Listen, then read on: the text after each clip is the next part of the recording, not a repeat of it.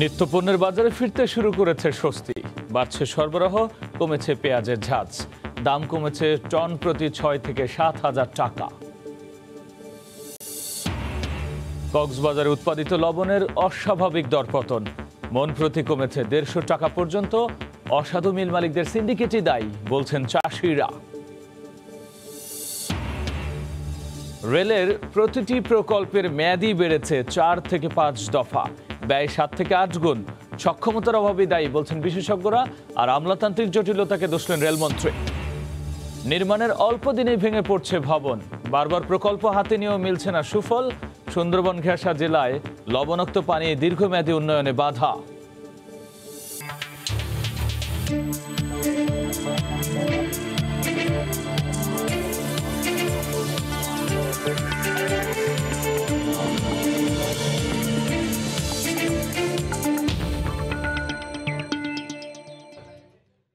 দেখছিলেন শিরোনাম।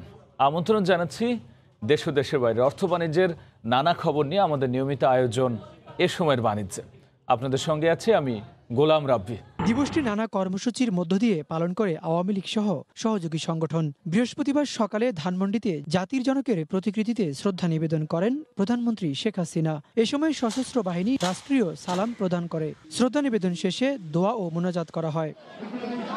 পরে সর্বস্তরের মানুষের জন্য খুলে দেওয়া হলে দলের পক্ষ থেকে ফুল দিয়ে শ্রদ্ধা জানান আওয়ামী লীগ সাধারণ সম্পাদক ওবায়দুল কাদের সহ কেন্দ্রীয় নেতৃবৃন্দ।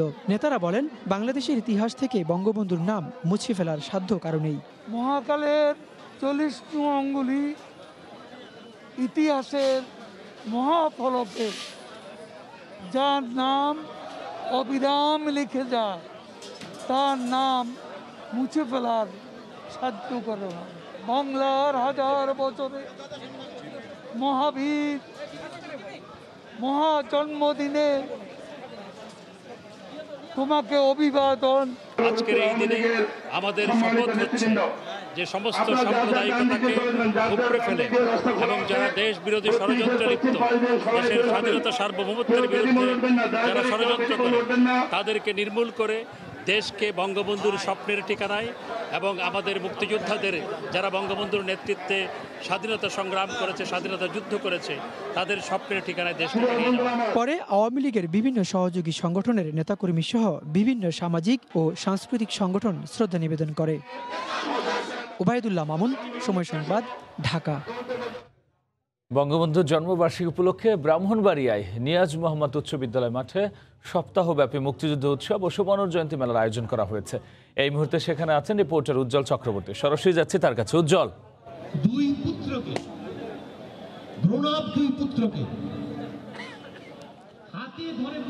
স্বাধীনতার স্বপ্নদ্রষ্টা বঙ্গবন্ধু শেখ মুজিবুর রহমানের আজ ১০২তম জন্মদিনকে কেন্দ্র করে আজ সকাল থেকে কিন্তু দিনব্যাপী বিভিন্ন অনুষ্ঠান আয়োজন করা হয়েছে। এর মধ্যে সকাল ৯টায় ব্রাহ্মণবাড়িয়ার বঙ্গবন্ধু স্কোয়ারে বঙ্গবন্ধু প্রতিকৃতিতে পুষ্পস্তবক অর্পণ করেন ব্রাহ্মণবাড়িয়া সদর ৩ আসনের সংসদ সদস্য এবং বেসামরিক বিমান ও পর্যটন মন্ত্রণালয় সম্পর্কিত সংসদীয় স্থায়ী কমিটির সভাপতি ওবায়দুল মুক্তাদি চৌধুরী। পরে জেলা প্রশাসকের পক্ষ থেকে জেলা প্রশাসক শাহগির আলম, পুলিশ সুপার আনিসুর রহমান সহ বিভিন্ন সংগঠনের পক্ষ থেকে জাতির জনক প্রতিকৃতিতে পুষ্পস্তবক অর্পণ করা হয়। আমরা বিভিন্ন শিক্ষা প্রতিষ্ঠানের শিক্ষার্থীদেরকে দেখেছি পুষ্পস্তবক অর্পণ করতে। বর্তমানে আমরা আছি ব্রাহ্মণবাড়িয়া নিয়াজ মোহাম্মদ উচ্চ বিদ্যালয়ে মুক্তিযুদ্ধের উৎসব এবং সুবর্ণ জয়ন্তী মেলায়। এই মেলায় এই মুহূর্তে বক্তব্য রাখছেন ব্রাহ্মণবাড়িয়া সদর ৩ আসনের সংসদ সদস্য জেলা আওয়ামী লীগের সভাপতি ওবায়দুল মুক্তাদি চৌধুরী। আপনাকে জানিয়ে রেখে বর্তমানে এই স্কুলের মাঠে অন্তত অর্ধশতাধিক বিভিন্ন সরকারি দপ্তর থেকে স্টল অংশগ্রহণ করেছে এবং সরকারের যে বর্তমানে উন্নয়নমূলক কর্মকাণ্ড সেই স্টলে কিন্তু সেই উন্নয়নমূলক কর্মকাণ্ডের যে প্রতিচ্ছবি সেটি কিন্তু আমরা লক্ষ্য করেছি। উন্নয়ন মেলায় কিন্তু বিভিন্ন শিক্ষা প্রতিষ্ঠানের শিক্ষার্থীরাও তারা বিভিন্ন বিজ্ঞান প্রযুক্তি সহ সম্পর্ক বিভিন্ন বিষয় নিয়ে কিন্তু তারা স্টলে অংশগ্রহণ করেছেন। পাশাপাশি সরকারি বিভিন্ন দপ্তর, বিশেষ করে খাদ্য নিয়ন্ত্রক, জেলা ত্রাণ পুনর্বাসন এবং Bangladesh gas field company limited, Ashuganj power station company limited, পানি উন্নয়ন বোর্ড, এরকম যে সরকারি দপ্তরগুলো আছে সেই সব সরকারি প্রত্যেকটি দপ্তর থেকে কিন্তু বিভিন্ন সরকারি প্রতিনিধিরা কিন্তু তারা এই মেলায় অংশগ্রহণ করেছে এবং সরকারের যে উন্নয়ন কর্মকাণ্ড সেটি কিন্তু তারা তুলে ধরেছেন। বর্তমানে যে উন্নয়ন মেলায় বঙ্গবন্ধু আমরা দেখেছি সকাল থেকে কিন্তু জাতির জনক বঙ্গবন্ধুর যে আজকে ১০২তম জন্মদিন, সেই জন্মদিন উপলক্ষে কিন্তু তারা বিভিন্ন সুন্দরভাবে তারা এই কার্যক্রম পরিচালনা করছেন এবং বঙ্গবন্ধু প্রতিকৃতিতে শ্রদ্ধা জানানোর মধ্যে দিয়ে কিন্তু দিনের শুভ সূচনা করা হয়েছে। তেমনিভাবে আজকে বিকেলে কিন্তু নানা অনুষ্ঠান আয়োজন করা হয়েছে। বিকেল 4টায় সুবিধাবঞ্চিত শিশুদের অংশগ্রহণে কিন্তু সাংস্কৃতিক অনুষ্ঠান রয়েছে। সন্ধ্যা 6টায় কিন্তু একই ধরনের অনুষ্ঠান শহরের সুর সম্রাট উস্তাদ আলাউদ্দিন খাঁ সঙ্গীতাঙ্গনে কিন্তু অনুষ্ঠান আয়োজন করা হয়েছে। পাশাপাশি বর্তমান যে উন্নয়ন মেলা, সেই উন্নয়ন মেলার কার্যক্রম কিন্তু এখনও চলমান আছে। আগামী 7 দিন এই উন্নয়ন মেলা চলবে। উন্নয়ন মেলা প্রতিদিন সাংস্কৃতিক অনুষ্ঠানের পাশাপাশি যাত্রা, বিভিন্ন সঙ্গীত অনুষ্ঠানের আয়োজন করা হয়েছে। ব্রাহ্মণবাড়িয়া উন্নয়ন মেলা এবং সরকারি মুক্তিযুদ্ধ উৎসব এবং সুবর্ণ জয়ন্তী মেলা থেকে এই ছিল আমার কাছে সর্বশেষ। প্রচন্ড রোদ, আপনাদের অসুবিধা হচ্ছে। তিনি এখন জেলা প্রশাসকের বঙ্গবন্ধু জন্মবার্ষিকী উপলক্ষে ব্রাহ্মণবাড়িয়ার আয়োজনে যুক্ত হতে আমরা সরাসরি সংযুক্ত ছিলাম ব্রাহ্মণবাড়িয়ায়। এদিকে গোপালগঞ্জের টুঙ্গিপাড়ায় জাতির জনক বঙ্গবন্ধু শেখ মুজিবুর রহমানের সমাধিতে শ্রদ্ধা নিবেদন করবেন প্রধানমন্ত্রী শেখ হাসিনা। আমরা সরাসরি যাচ্ছি সেখানে।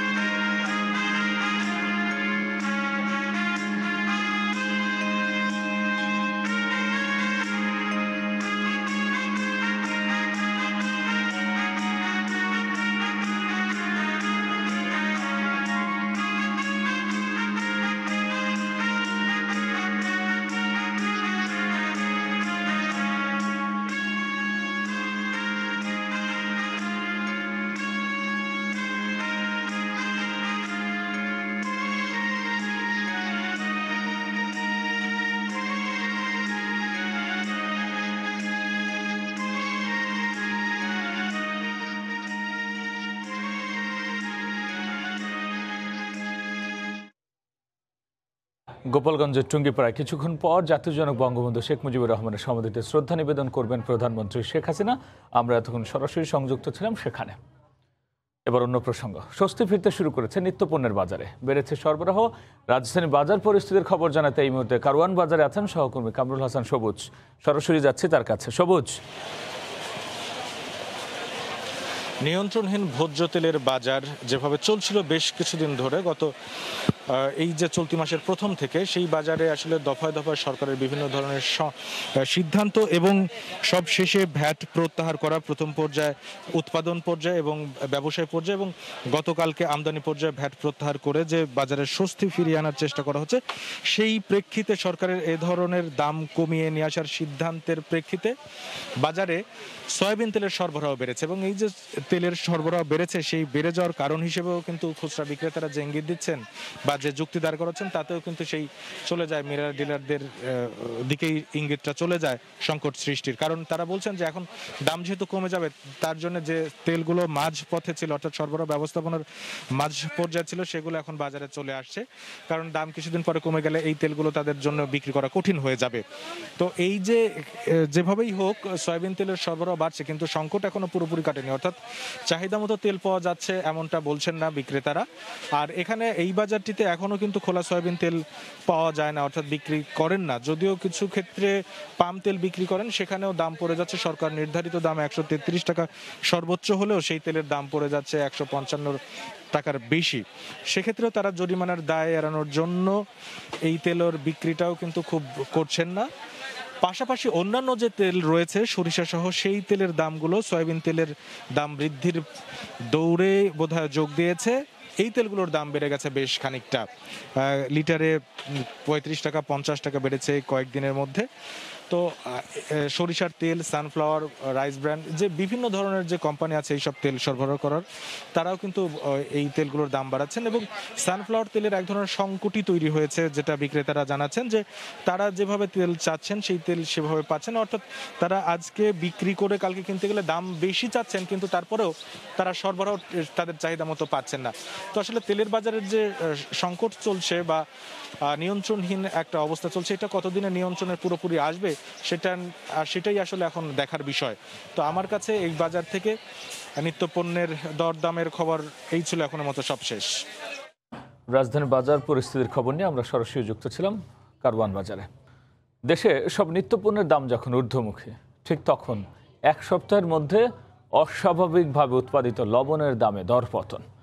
মন প্রতি 350 টাকা থেকে কমে এখন বিক্রি হচ্ছে 180 থেকে 200 টাকায়। আর এতে উৎপাদন খরচ না পাওয়ায় দেশের একমাত্র লবণ উৎপাদন কেন্দ্র কক্সবাজারের লবণ চাষিরা হতাশ।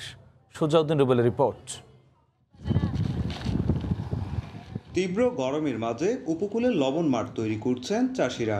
কেউ মাঠে পানি দিচ্ছেন, আবার কেউ মাঠ থেকে লবণ সংগ্রহ করছেন। এই লবণগুলো সংগ্রহ করে স্তূপ করছেন মাঠের এক প্রান্তে, যা পরবর্তীতে বিক্রির পর ট্রাকে বোঝাই করছেন শ্রমিকরা।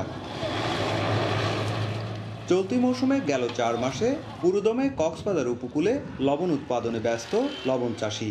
সরকার লবণ আমদানি বন্ধ করায় গেল 3 বছরের তুলনায় কিছুটা ভালো দামে লবণ বিক্রি করছিলেন চাষিরা।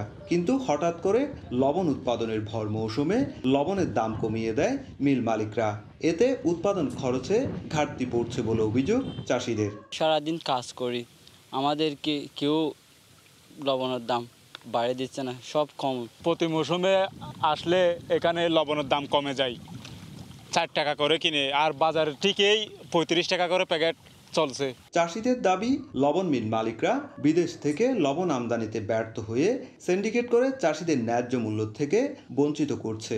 তারা চাষিদের লবণ চাষে অনুৎসাহিত করে বিদেশি লবণের উপর দেশকে নির্ভরশীল করার ষড়যন্ত্রে লিপ্ত বলে দাবি লবণ চাষি ও ব্যবসায়ী সংগ্রাম পরিষদের। সিন্ডিকেটের কারণে কিন্তু অনেক দরপতন, প্রায় যে 350 টাকা লবণ প্রতিমন লবণ ছিল, সেই লবণ এখন বর্তমানে 170 টাকা 150 টাকার পর্যন্ত এসে গেছে। লবণ চাষ ধরে রাখার জন্য আন্দোলন হোক, সংগ্রাম যেভাবে করতে হোক আমাদের এই লবণের পেশাটা আমাদেরকে ধরে রাখতে হবে। বেসিক জানায় চলতি মৌসুমে 60,000 একর জমিতে লবণ চাষ করছেন 30,000 লবণ চাষি। আর চলতি বছরে দেশের লবণের লক্ষ্যমাত্রা 23,56,000 মেট্রিক টন ধরা হলেও এখন পর্যন্ত উৎপাদন হয়েছে প্রায় 8.5 লাখ মেট্রিক টন লবণ। মৌসুম আসলে লবণের ন্যায্য মূল্য নিয়ে শঙ্কিত হয়ে পড়েন লবণ চাষিরা। এবারও তার ব্যতিক্রম নয়। মৌসুমের শুরুতে লবণের ন্যায্য মূল্য পাচ্ছেন না লবণ চাষিরা, তাই অনেকেই হতাশ হয়ে মাঠ ছাড়ার চিন্তাও করছেন। তাই এই মুহূর্তে লবণের ন্যায্য মূল্য নিশ্চিতে সরকারের হস্তক্ষেপ কামনা করেছেন উপকূলের লবণ চাষিরা। সুজাউদ্দিন রুবেল, সময় সংবাদ, কক্সবাজার। রেলের 37টি প্রকল্পের মধ্যে 32টিরই মেয়াদ বেড়েছে 4 থেকে 5 দফা, আর ব্যয় বেড়েছে 7 থেকে 8 গুণ পর্যন্ত। আর এর জন্য ত্রুটিপূর্ণ সম্ভাব্যতা যাচাই, যথাযথ পরিকল্পনার সক্ষমতার অভাবকেই দায়ী করছেন বিশেষজ্ঞরা। যদিও রেলমন্ত্রীর দায় চাপালেন আমলাতান্ত্রিক জটিলতার উপর। নাজমুস সালেহের রিপোর্ট। আমরা রিপোর্টটি পরে দেখব। এই মুহূর্তে গোপালগঞ্জের টুঙ্গিপাড়া জাতির জনক বঙ্গবন্ধু শেখ মুজিবুর রহমানের সমাধিতে শ্রদ্ধা নিবেদন করবেন প্রধানমন্ত্রী শেখ হাসিনা। আমরা সরাসরি যাচ্ছি সেখানে।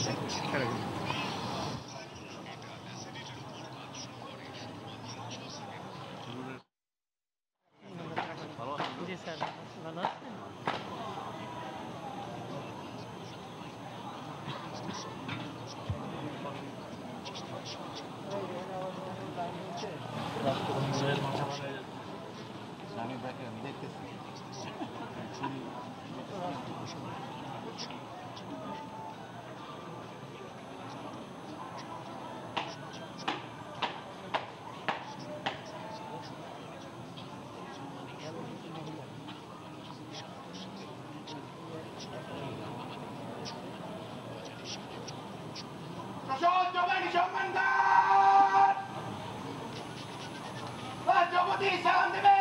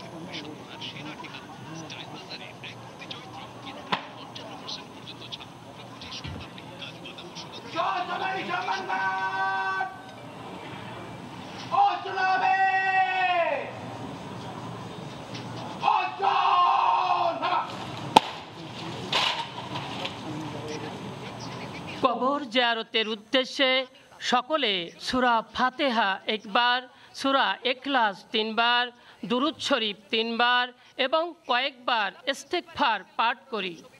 আউযু বিল্লাহি মিনাশ শাইতানির রাজীম।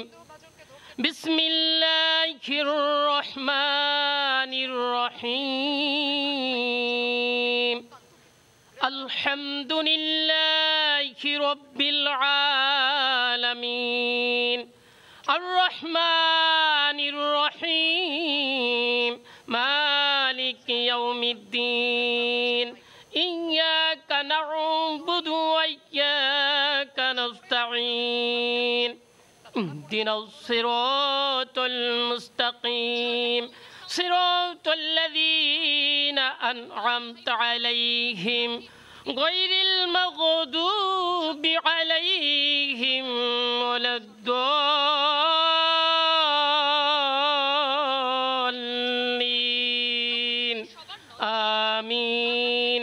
বিসমিল্লাহির রহমানির রহিম।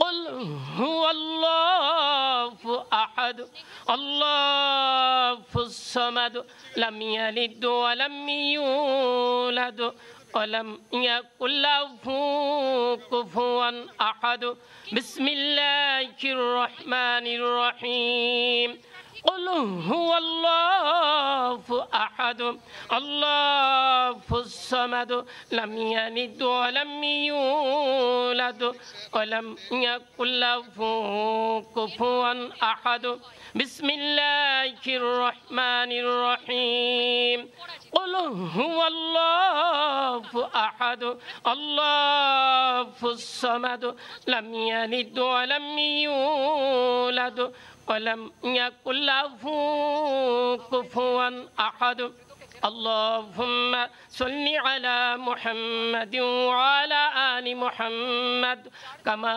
صليت على إبراهيم وعلى آل إبراهيم إنك حميد مجيد اللهم بارك على محمد وعلى آل محمد كما باركت على إبراهيم وعلى آل إبراهيم إنك حميد مجيد أستغفر الله ربي من كل ذنب وأتوب إليه لا حول ولا قوة إلا بالله العلي العظيم اللهم آمين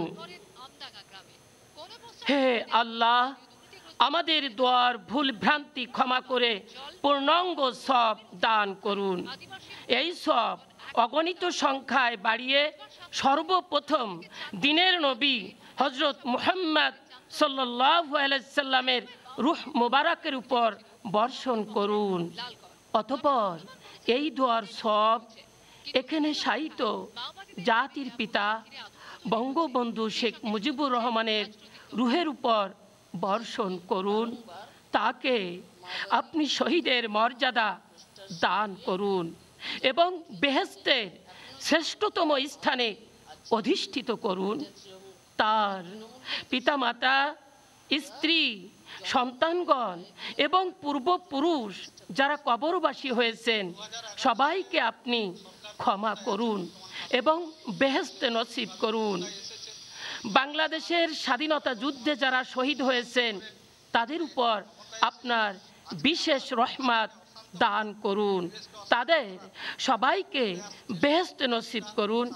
হে আল্লাহ, আপনি আমাদের সবাইকে কবুল করুন, আমাদেরকে নিখাত দেশপ্রেম, সততা এবং দৃঢ় ঈমান দান করুন। হে করুণাময়, আপনি এই দেশ এবং জাতির প্রতি আপনার বিশেষ রহমত দান করুন। দেশ পরিচালনায় মহামান্য রাষ্ট্রপতি ও মাননীয় প্রধানমন্ত্রী সহ যারা অক্লান্ত পরিশ্রম করছেন তাদের সকলকে আপনি অসীম সাহস, সামর্থ্য, সুস্বাস্থ্য, দীর্ঘায়ু এবং সহায়তা দান করুন। সকলকে হেফাজতে রাখুন। হে আল্লাহ, বাংলাদেশের উপর আপনি শান্তি বর্ষণ করুন এবং আমরা যেন পৃথিবীর বুকে একটি সম্মানিত জাতি হিসাবে প্রতিষ্ঠিত থাকতে পারি, আমাদেরকে সেই তৌফিক দান করুন। রব্বিরহামহুমা কামা রব্বায়ানি সগীরা सल्लल्लाहु अलैहि वसल्लम। आमीन। तो मैंने कहा कि हम लोग अलग राज्य चाहते थे, चाहते हैं, चाहते रहेंगे। जिसको रोक सकना है रोक के देखें। বাংলার কোনো মানুষ, সে দক্ষিণবঙ্গের মানুষ হোক, উত্তরবঙ্গের মানুষ হোক, কুচবিহারের মানুষ হোক, কেউ এই বাংলা ভাগকে মেনে নেবে।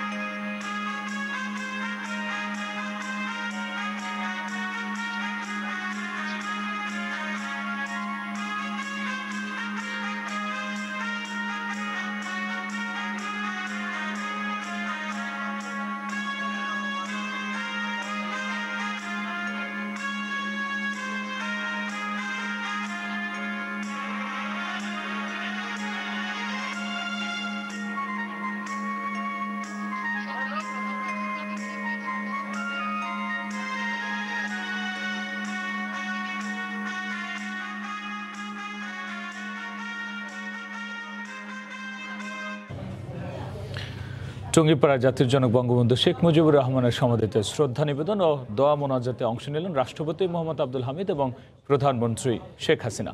টানা 3 দিনের ছুটিতে পাটুরিয়া দৌলতদিয়া ঘাটে দেখা দিয়েছে দীর্ঘ যানজট, ভোগান্তিতে যাত্রী, শ্রমিক ও ব্যবসায়ীরা। বিআইডব্লিউটিসির পাটুরিয়া ঘাট কর্তৃপক্ষ জানায় বঙ্গবন্ধুর জন্মদিন ও শিশু দিবস, শবে বরাত এবং সাপ্তাহিক ছুটিতে ঘরমুখী মানুষের চাপ পড়েছে পাটুরিয়া দৌলতদিয়া নৌরুটে। দীর্ঘ সময় ধরে 2 সহস্রাধিক যানবাহন পারাপারের অপেক্ষা রয়েছে। এতে চরম দুর্ভোগে দেশের দক্ষিণ পশ্চিম অঞ্চলের 21 জেলার মানুষ। বর্তমানে এই নৌ রুটে ছোট বড় 18টি ফেরি চলা। শিশুদের বিশেষ এক শিক্ষা পদ্ধতির নাম মেকার স্পেস, যে পদ্ধতিতে দলবদ্ধভাবে পরস্পরের সহযোগিতায় বিভিন্ন বিষয় শেখে। চট্টগ্রামে ইংরেজি মাধ্যম শিক্ষা প্রতিষ্ঠান ফ্রোবেল একাডেমি শিশুরা সড়কে দল বেঁধে এঁকেছে শিশু বান্ধব জেব্রা ক্রসিং।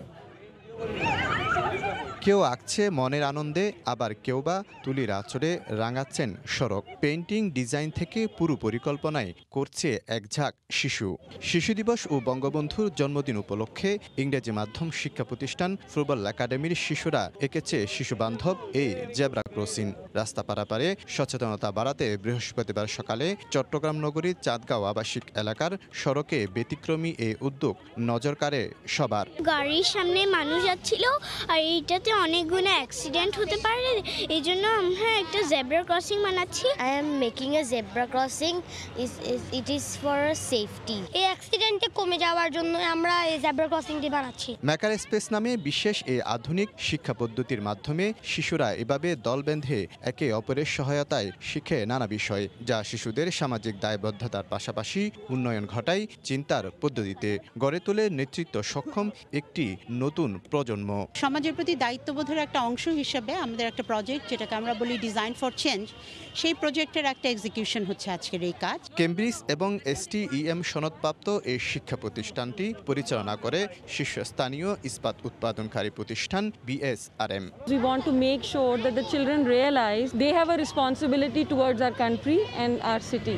আন্তর্জাতিক শিক্ষা পদ্ধতি অনুসরণ করা ফ্রোবেল একাডেমি চট্টগ্রামে যাত্রা শুরু করে 2017 সালে, যেখানে শিক্ষার্থীর সংখ্যা 300-র কাছাকাছি। শফিকুল আলম, সময় সংবাদ, চট্টগ্রাম। এই ছিল সময়ের বাণিজ্য, সঙ্গেই থাকুন সময়।